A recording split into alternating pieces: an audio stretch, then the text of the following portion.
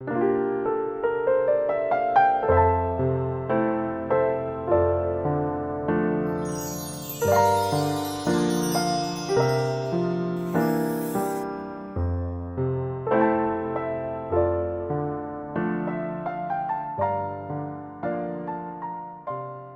23장 1절에서 12절 말씀 함께 교독합니다. 무리가 다 일어나 예수를 빌라도에게 끌고 가서 고발하여 이르되 우리가 이 사람을 보매 우리 백성을 미혹하고 가이사에게 세금 바치는 것을 금하며 자칭 왕 그리스도라 하더이다 하니, 빌라도가 예수께 물어 이르되 내가 유대인의 왕이냐? 대답하여 이르시되 내 말이 옳도다.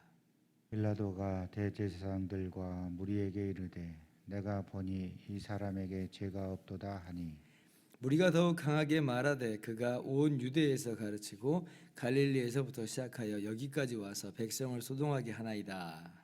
빌라도가 듣고 그가 갈릴리 사람이냐 물어 헤롯의 관할에 속한 줄을 알고 헤롯에게 보내니 그때에 헤롯이 예루살렘에 있더라. 헤롯이 예수를 보고 매우 기뻐하니 이는 그의 소문을 들었으므로 보고자 한지 오래였고 또한 무엇이나 이적 행함을 심을 볼까 바랐던 연고라. 여러 말로 물으나 아무 말도 대답하지 아니하시니 대제사장들과 서기관들이 서서 힘써 고발하더라. 헤롯이 그 군인들과 함께 예수를 업신여기며 희롱하고 빛난 옷을 입혀 빌라도에게 도로 보내니 헤롯과 빌라도가 전에는 원수였으나 당일에 서로 친구가 되니라. 아멘. 할렐루야. 하나님의 크신 은혜와 평강이 오늘도 변함없이 여러분 가운데 가득 넘치기를 주님의 이름으로 축원합니다. 어제 본문에 이어서요, 이제 산헤드린 공회가 예수님을 끌고 로마 총독 빌라도에게로 가서 예수님을 고소합니다. 근데 제목이 뭐냐면요, 세 가지로 지금 기록이 돼 있죠. 2절 보니까 첫째, 유대 백성을 미혹했다 그래요. 미혹이라는 단어는 잘못된 길로 인도했다라는 뜻입니다. 진리를 가지고 왜곡해가지고 백성들이 진리에서 떠나게 했다, 타락시켰다 이런 말이에요. 쉽게 표현하면 뭐 이단이다 이런 거죠. 거짓 선동가요, 거짓 이론가다 뭐 이런 의미입니다. 참 이게 어이가 없죠. 왜냐하면 예수님이 진짜 참 진리이신데, 예수님만이 유일한 진리이신데, 근데 그 참 진리이신 예수님을 도리어 이렇게 고발하는 것에 대해서 우리는 아연실색하게 됩니다. 그리고 타락을 시켰다, 부패시켰다. 아니 예수님이 그렇게, 예수님의 가르침이 사람들을 부패하고 타락시키는 그런 가르침이 아니에요. 예수님께서 물론 그 당시에 유대 지도자들이 가지고 있었던 안식일에 대한 구약 성경을 좀 잘못 이해하고 있는 그런 부분에 있어서는 분명하게 교정을 해주셨습니다. 강하게 비판하고 책망을 하셨죠. 그런데 윤리 도덕적인 측면으로 본다면 예수님이 사람들을 타락시키고 부패시켰다, 미혹했다, 아니 전혀 그런 적이 없어요. 오히려 예수님의 말씀이 더 엄격하죠. 더 엄격하죠. 그 구약의 율법의 핵심을 더 분명하게 가르쳐 주셨잖아요. 사람들은, 그 당시 사람들은 표면적으로 그냥 십계명을 지키면 나는 십계명 다 지켰노라, 그렇게만 뭐 생각을 하고 있었던 그런 당시의 모습 속에서 예수님은 그런 거 아니다라고 말씀하셨잖아요.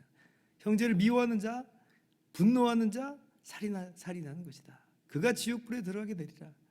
여인을 보고 음욕을 품는 자 간음하는 것이다. 이렇게까지 분명하게 말씀을 가르쳐 주셨어요. 구약 성경의 참 뜻을 우리에게 가르쳐 주셨단 말이에요.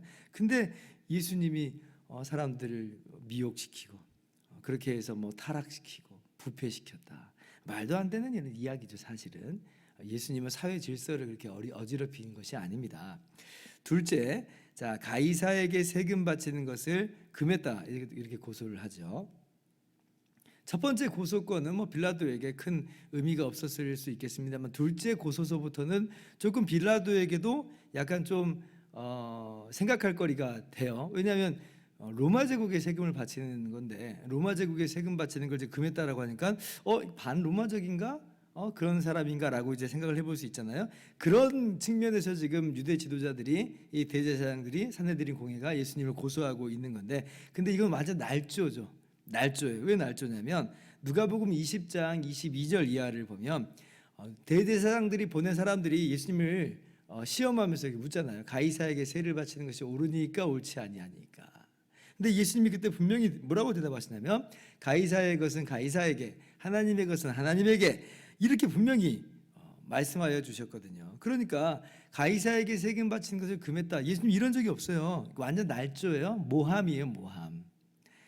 세 번째, 이제 뭐라고 또 이제 고소를 하냐면 자칭 왕 그리스도다라고 이제 주장하고 다닌다는 거예요, 예수님이.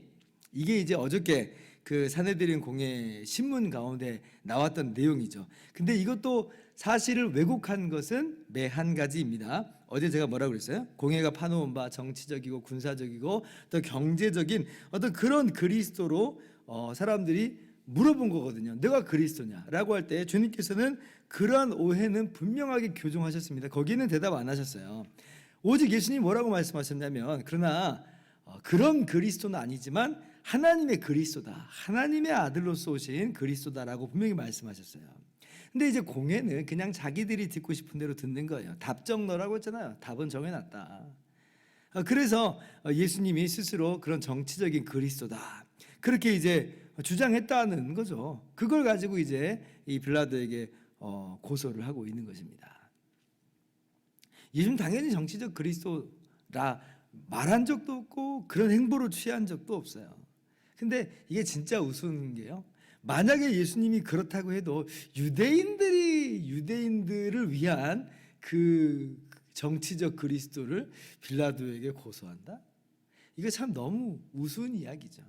이 공회가 자기 민족 아랑곳 없는 거예요. 안중에 없는 거예요. 지금 이 사람들은 지금 자신들의 지위, 자신들이 지금 살아가고 있는 그 삶, 그걸 유지하기를 좋아하고 거기에만 모든 마음이 있는 거지, 정말 유대인들을 위해서 누가 뭘 한다, 그거 생각 없는 거예요. 그러니까 자기 민족들에 대한 애정도 없고, 그리고 자기 민족인 예수님을 이렇게 고소하는 걸 이거 보면 이 사람들의 악랄함과 비열함이 자리를 유지하고자 하는 그 마음이 얼마나 엄청난 것인가라고 하는 걸 우리가 발견할 수 있습니다. 물론 예수님 그렇게 정치적 그리스도다 그렇게 주장한 적은 없습니다. 자, 그런데 이제 이 세 번째 고소는 굉장히 심각한 거예요. 굉장히 심각한 거예요. 왜냐하면 빌라도 입장에서 볼 때는 이건 지금 반 로마 제국 이 주동자잖아요. 그러니까 한마디로 그 빌라도 입장에서 보면 지금 반란의 주동자가 되는 거예요. 그러니까 빌라도가 이제 3절에 묻는 거예요, 예수님께. 네가 유대인의 왕이냐? 왜냐하면 유대인의 왕이라고 고소가 들어왔으니까 물어보는 겁니다. 네가 유대인의 왕이냐? 그러니까 예수님 뭐라고 대답하시냐면 내 말이 옳도다, 이렇게 대답하세요. 내 말이 옳도다. 근데요, 지금 이 내 말이 옳도다라고 하는 건 요한복음을 보면 좀 더 자세히 기록이 돼 있어요. 요한복음을 우리가 좀 같이 우리가 두고 좀 보아야 됩니다. 그때 예수님 뭐라고 말씀하셨냐면 내 나라는 여기에 속한 것이 아니니라, 이렇게 얘기하세요. 내 나라는 여기에 속한 것이 아니니라. 그러니까 빌라도가 예수님이 네 말이 옳도다라고 이야기했음에도 불구하고 지금 예수라고 하는 이 사람이 말하는 유대인의 왕이라는 개념은 정치적인 그리스도, 정치적인 의미에서 유대인의 왕이 아니라는 걸 깨달은 거예요. 그러니까 빌라도가 예수님을 향해서 뭐라고 말해요? 4절에 내가 유대인의 왕이라고 네 말이 옳도다라고 얘기했음에도 불구하고 예수님은 죄가 없다, 죄가 없다. 그러니까 이방인의 눈으로 보아도, 하나님도 모르고 율법도 모르는 빌라도의 눈으로 봐도 예수님은 죄가 없는 거예요. 지금 유대인들이 시기로 질투로 예수님을 고소하고 있다는 걸 명백하게 이제 발견하게 된 거죠. 다 이거 모함이구나, 왜곡이구나, 이 사람 그냥 죽이려고 하는 거구나 라고 하는 것을 빌라도조차도 캐치했다는 거예요. 그런데 참 빌라도조차도 이렇게 객관적으로 볼 수 있는 그런, 어떻게 보면 눈을 가지고 있는데, 근데 하나님을 안다고 하고 율법을 안다고 하는 이 공회가, 유대인들은 도리어 눈이 가려져 있어요. 그죠? 예수님을 죽이려고 난리. 얼마나 이게 좀 비열한가. 진리를 누가 왜곡하는가? 진리를 왜곡하는 자는 오히려 지금 유대인들이 진리를, 사실을 호도하고 진리를 왜곡하고 자기 마음대로 짜깁기 해서 그렇게 해서 고소를 하고 있는 하나님의 백성들이라고 하는 이 사람들이 이런 일을 저지르고 있다는 이 모습을 우리는 보게 되는 것입니다.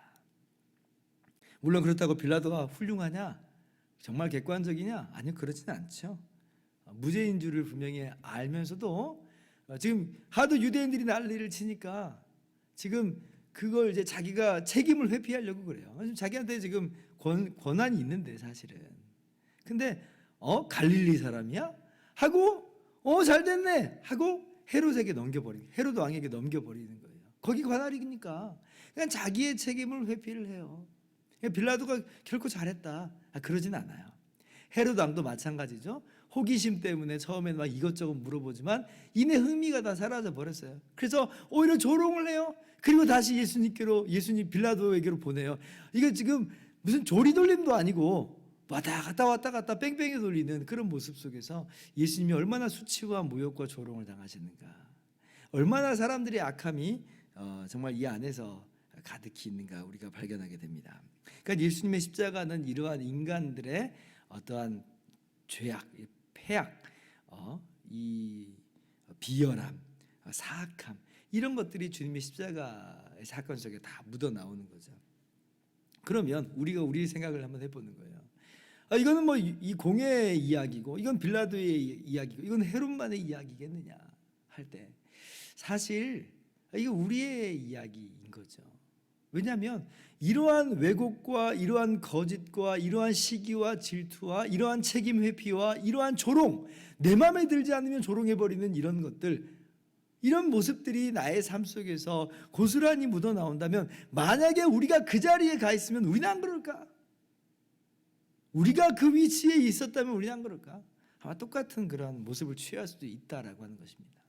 우리의 죄악이라고 하는 거죠.